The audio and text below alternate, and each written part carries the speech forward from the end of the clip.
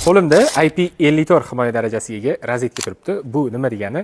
Changdan va suv sachrashidan himoya darajasiga ega rozetka hisoblanadi. Shuni sizlar bilan birgalikda hozir sinovdan o'tkazib ko'ramiz.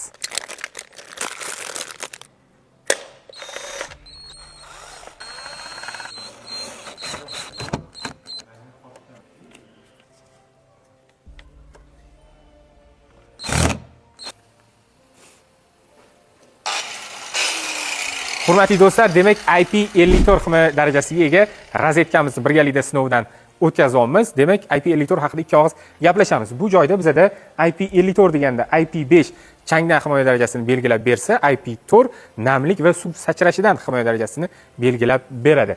Ko'rib turganingizdek, mana hozir suv sepib turibmiz, pitaniyamiz bor. Sizlar bilan birgalikda endi ichini ochib ko'rib, qay darajada suv o'tdi-o'tmadi birgalikda tekshiramiz. Bitta tokni ham ko'rsatib olamiz.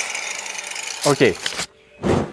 Tak, mana ham joylarni bitta ko'ryaptim telefonda. Mana hech qayerga suv kirmabdi, xudo xolasa. Mana ham temiri suv bo'lgan, bu boya ochib turuvdi. Ochib turganda suv sachragan, zazimlinali joyiga atak.